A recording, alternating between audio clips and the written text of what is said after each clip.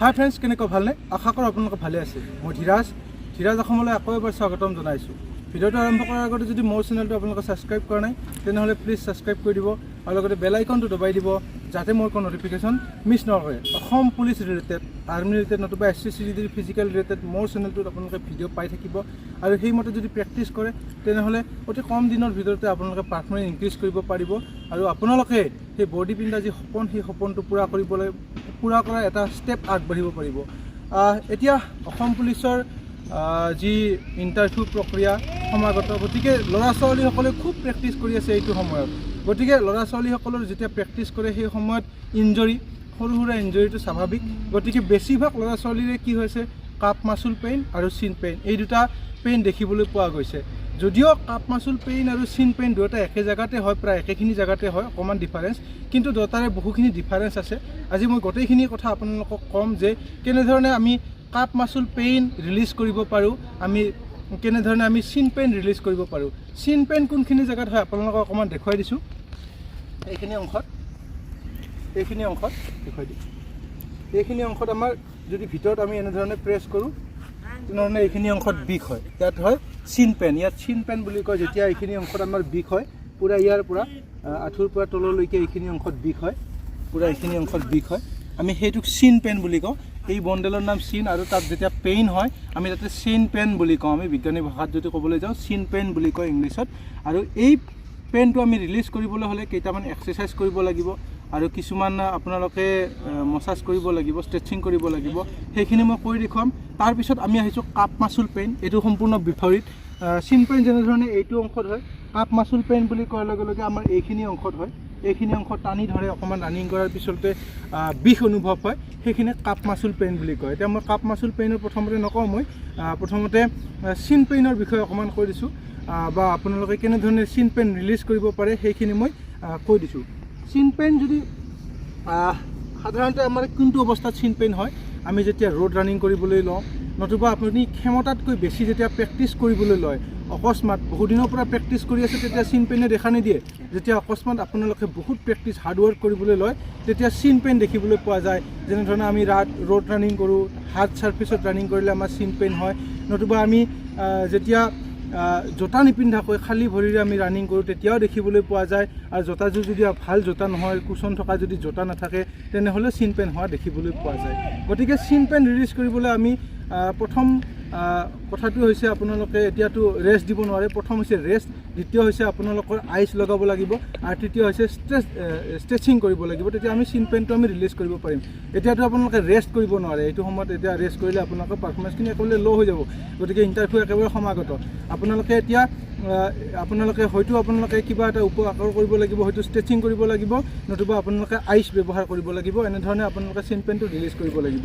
এতিয়া আইচ মই লগাই দেখুওৱা নাই আপোনালোকক, আইচ বৰ্তমান ইয়াত নাই। যদি আপোনালোকে ঘৰত আইচ থাকে তেনেহ'লে আইচ বৰফটো আপোনালোকে দিনত 3-4 বাৰকৈ লগাব। এইখিনি অংশত বৰফটো কাপোৰেৰে হয়তো আপোনালোকে এনেধৰণে ল'ব পাৰে, কাপোৰেৰে বান্ধি লৈ কিনে এইখিনি অংশত 3-4 বাৰ, অন্ততঃ দিনটোত 3-4 বাৰকৈ লগালে বহুখিনি আপোনালোকে চিন পেইন ৰিলিজ পাব। আৰু তাৰপিছত মই এতিয়া ক'ম যে ষ্ট্ৰেচিং কেনেধৰণে কৰিব লাগে, কোন কথা ষ্ট্ৰেচিং কৰিলে আমি চিন পেইনখিনি ভাল কৰিব পাৰোঁ বা কিছু পৰিমাণে হ'লে আমি ৰিলিজ কৰিব পাৰোঁ, সেইখিনি এক্সাৰচাইজ মই কৰি দেখুৱাইছোঁ। প্ৰথমতে আপোনালোকে এনেধৰণে চিট হৈ বহিব, এনেধৰণে বহি কিনে ট'টো আগফালে ষ্ট্ৰেচ কৰিব। এনেকৈ নহয়, ট'টো আগফালে যিমান পাৰে ট'টো আগফালে ষ্ট্ৰেচ কৰিব। এনেধৰণে ষ্ট্ৰেচ কৰি অন্ততঃ আপোনালোকে 30 ছেকেণ্ডৰ পৰা 1 মিনিট এনেধৰণে ষ্ট্ৰেচ কৰি ৰাখিব, যিমান পাৰে আগফালে। এই ট'টো এইখিনি অংশ মই দেখুৱাই দিছোঁ, এইখিনি অংশ আগফালে ষ্ট্ৰেচ কৰি থাকিব এনেধৰণে অন্ততঃ 30 ছেকেণ্ড। তাৰপিছত আকৌ ৰিলিজ কৰিলে আকৌ এনেধৰণে 30 ছেকেণ্ড, এনেধৰণে 3 বাৰ কৰিব আপোনালোকে ষ্ট্ৰেচ কৰিব। তাৰপিছত আপোনালোকক মই এক্সাৰচাইজটো কৰি দেখুৱাইছোঁ। তাৰপিছত আপোনালোকে সেই ট'টো ব্যৱহাৰ কৰিব। আকৌ ট'টোৰ ওপৰত সম্পূৰ্ণ বডিটো ৱেট ৰাখিব। ৱেটখিনি ৰাখি কিনে এই ঘুটনাখিনি আপোনালোকে ষ্ট্ৰেইট কৰি দিব। এনেধৰণে ষ্ট্ৰেইট কৰি ল'ব, মানে বেক বডি যিখিনি আপোনাৰ লোৱাৰ বডি আছে, লোৱাৰ পাৰ্ট আছে, সেই পাৰ্টৰ ৱেটখিনি আপোনালোকে সম্পূৰ্ণ ট'লৈকে যাবলৈ দিব। এনেধৰণে ট'ত যাবলৈ দিব, ঘুটনাটো ষ্ট্ৰেইট কৰি দিব। এনেধৰণে বেণ্ড কৰি নাৰাখিব, পূৰা ষ্ট্ৰেইট কৰি দিব। এনেধৰণে ইয়াতো 30 ছেকেণ্ড অন্ততঃ হোল্ড কৰিব। এনেধৰণে 30 সেকেন্ড হোল্ড কৰি কিনে এইটো এক্সাৰচাইজটো আপোনালোকে 3টা সেট কৰিব মানে 3বাৰকৈ কৰিব অকমান ৰেষ্ট লৈ লৈ নেক্সট আমি বজ্ৰাসনৰ এনেধৰণে বহিম কিছুমানে এনেকৈ বহে এনেকৈ বহিলে নহব আঁচু দুটা গৰা দুটা আমাৰ এইখিনি অংশত লগাব লাগিব মানে আমি এইখিনি অংশ ষ্ট্ৰেচ কৰিবলৈ চাম এইখিনি অংশ ষ্ট্ৰেচ কৰিলে আমি ইয়াত লাগিব এনেধৰণে আমি বহিম অন্তত বজ্ৰাসনত এনেধৰণে অন্তত 1 মিনিটকৈ বহিব লাগিব 3বাৰ এই 3টা এক্সাৰচাইজ আপোনালোকে নিয়মিতভাৱে কৰক 2-4 দিন তেনেহ'লে এইখিনি ষ্ট্ৰেচিং কৰিলে আপোনালোকে চিন পেইন বহুখিনি আপোনালোকে ঠিক হৈ যাব বহুখিনি ভাল কৰিব পাৰিব ইয়াৰ পিছত আপোনালোক আইচৰ কথাটো কৈছোঁ আইচ আপোনালোকে লগাব ঠিকমতে দিনত 3বাৰ বা 4বাৰকৈ আইচ লগাব আইচ লগালে যথেষ্টখিনি চিন পেইন ভাল হ'ব পাৰিব কিন্তু চিন পেইন যদি অধিক হয় তেনেহ'লে আপোনালোকে ৰেষ্ট ল'ব লাগিব কাৰণ চিন এটা হাৰ্ডিত হোৱা বিষ যেতিয়া আমাৰ ইয়াত তেজৰ চলাচলটো অকণমান ৰৈ যায়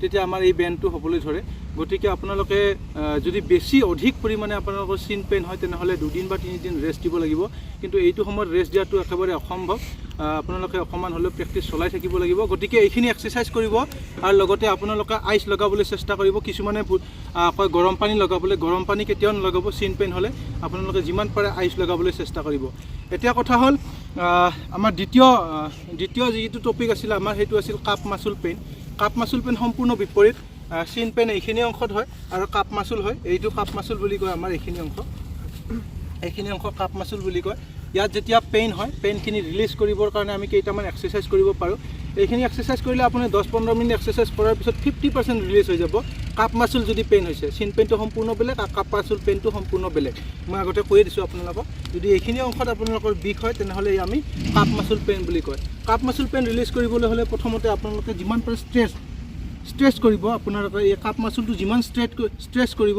মানে টানিব সিমানে আপোনালোকে ৰিলিজ হ'ব এনেধৰণে প্ৰথমতে টানিব কাপ মাচুলটো ইয়াৰ অন্তত 30 সেকেন্ড হোল্ড কৰিব দেন আমি দুখন ভৰিৰে কৰিব লাগিব এনেধৰণে টানিব এইখিনি ঘুটনাটো ষ্ট্ৰেইট কৰিব এইখন ভৰি নহয় যিখন ভৰি আমি টানিব সেইখন ষ্ট্ৰেইট কৰিব 30 সেকেন্ড কৰিব নেক্সট এক্সাৰচাইজটো আপোনালোকে এনেধৰণে হোল্ড কৰিব ইয়াত গৈ এনেধৰণে হোল্ড কৰিব আৰু ঘুটনাটো ষ্ট্ৰেইট কৰিব যিমান পাৰে ষ্ট্ৰেইট কৰিব এনেধৰণে হোল্ড কৰিব তলতে হোল্ড কৰিব এই কাপ মাচুলটো লাগিব কাপ মাচুলত যিমানে লগাবি সিমানে আপোনাৰ কাপ মাচুলটো ৰিলিজ হ'ব তাৰপিছত এক্সাৰচাইজটো মই কৈ দিছোঁ এনেধৰণে চিট হৈ শুব আপোনালোকে হোৱাৰ পিছত এখন ভৰিৰ ওপৰত এখন ভৰি এনেদৰে উঠাই দিব আৰু এনেধৰণে টানি দিব মানে এইটো এনেকৈ নহয় গোৰাটো এনেকৈ মাটিত লগাই দিব এইখিনি ইয়াত অন্তত 1 মিনিট হোল্ড কৰিব এনেকৈ দেন আমি লেগটো চেঞ্জ কৰিম